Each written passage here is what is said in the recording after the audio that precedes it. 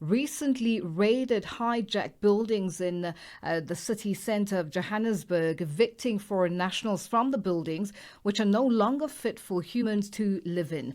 The leader of Operation Dudula, Zandile Dabula, says South Africa cannot be expected to shoulder immigrants who do not have respect for the country's laws.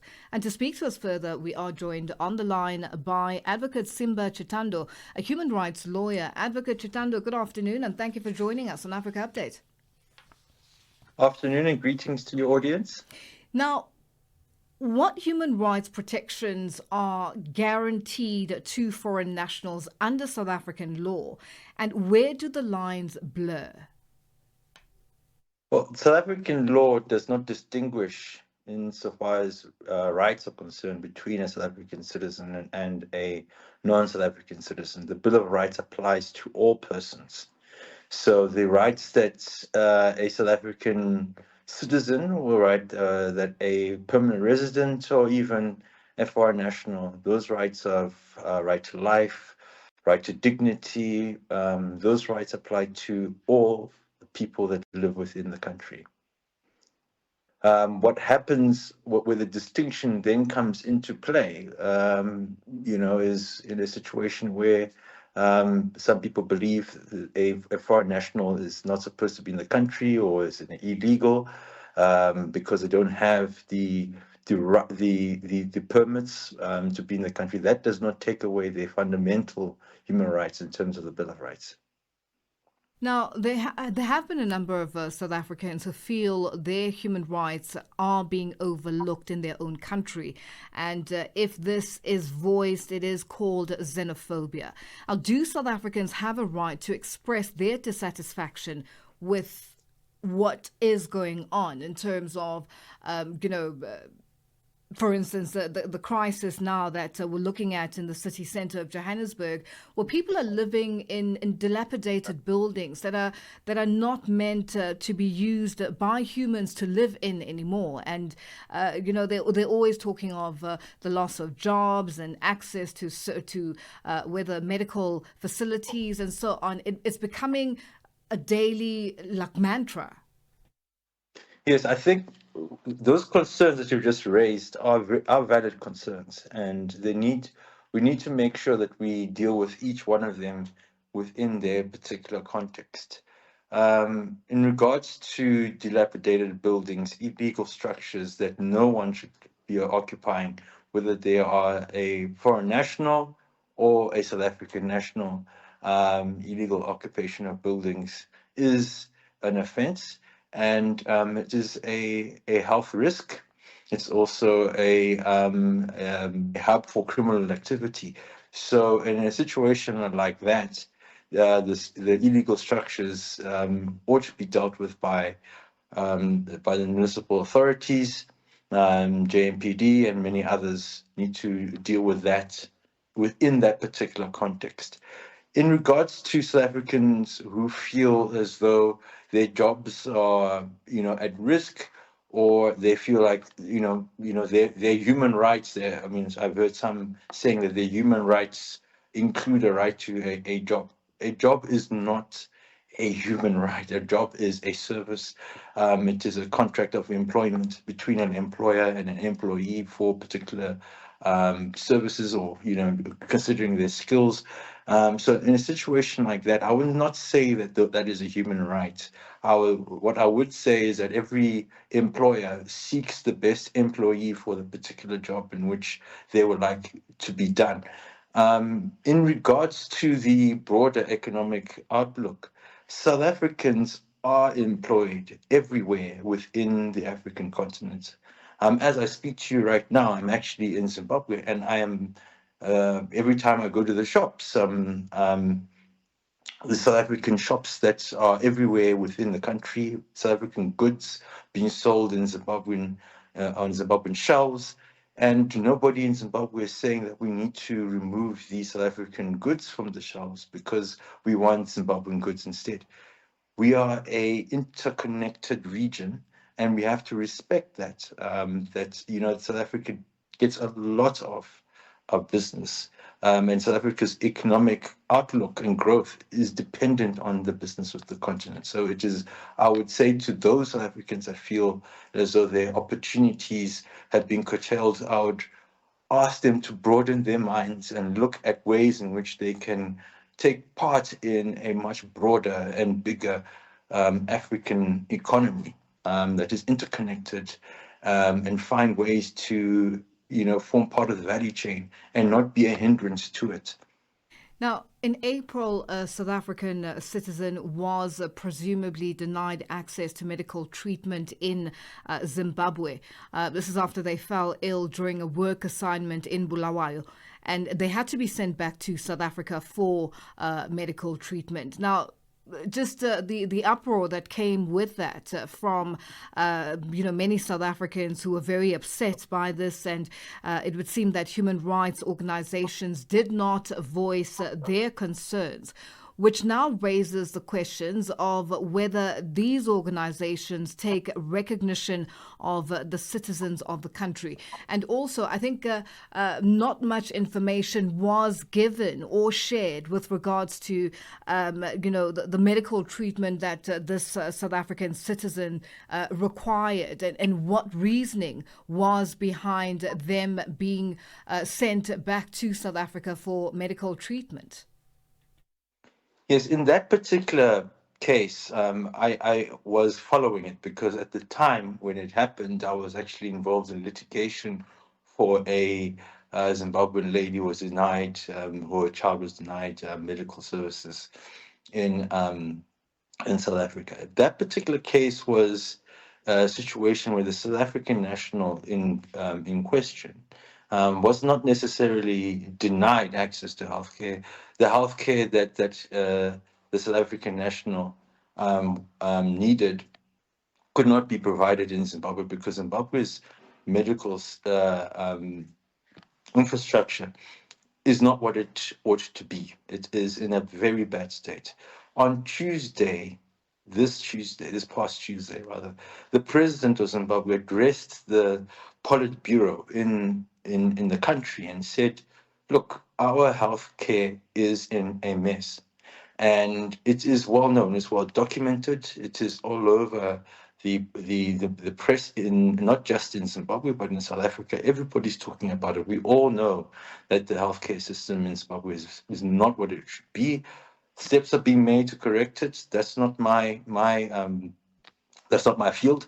But what I do know is that the South African national left to get better healthcare, was not denied healthcare, but left to get better healthcare. It was not a human rights violation. In fact, it was a situation where the Zimbabwean medical practitioners said, look, we have done as much as we can. You need to go to South Africa for better healthcare. That is a very different situation from what's happening in South Africa, where Operation Dudula, a vigilante group, or at best, I've called them terrorists who actually, physically take the law into their hands and stop people from going into hospitals, foreign nationals going into hospitals, and that is a crime. They've got no right to do so, and it's a completely different situation. Now, Advocate Chitando, when it comes to,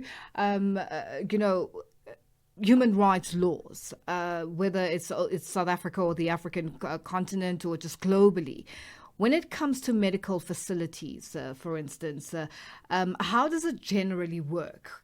Do countries of origin of, foreign nationals or immigrants in any country, do they have to take responsibility or some sort of responsibility for medical, costs of their foreign nationals in whatever country, whether South Africa, Botswana, or Zimbabwe?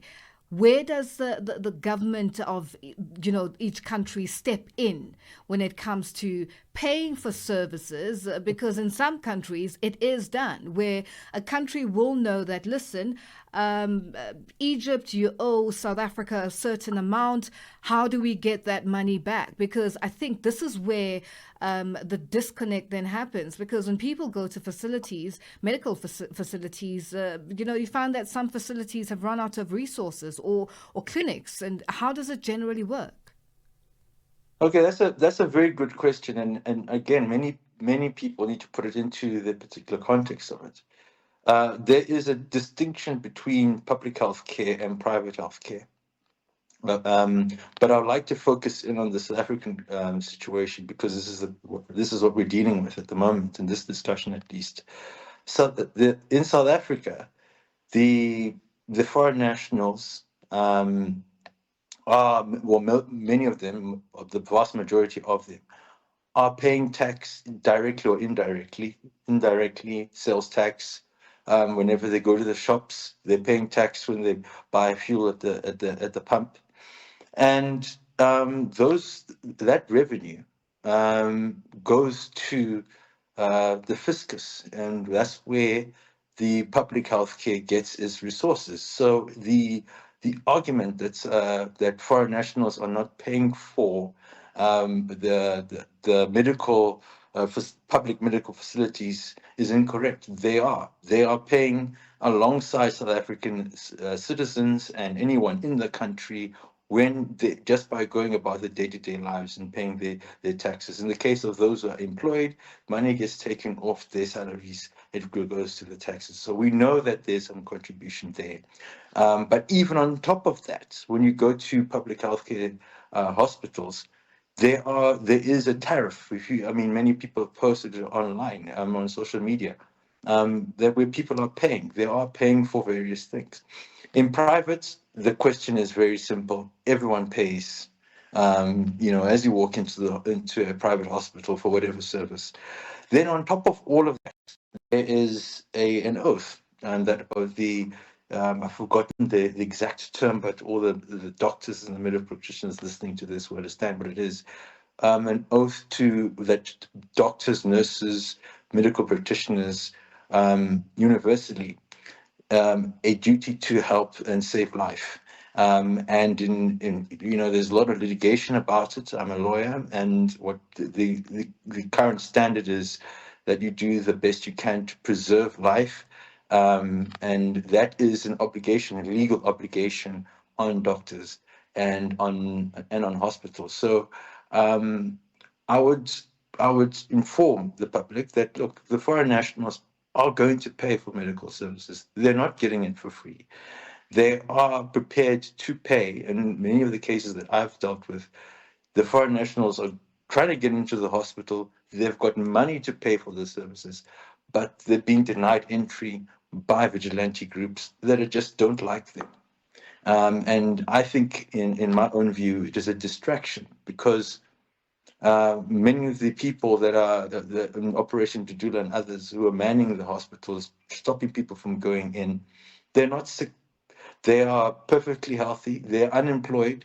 They're standing outside the hospital because they've got nothing else to do. They've got nowhere else to be. And they believe by acting this way, it makes them feel better. It makes them feel as though they're making a contribution, but they're not really.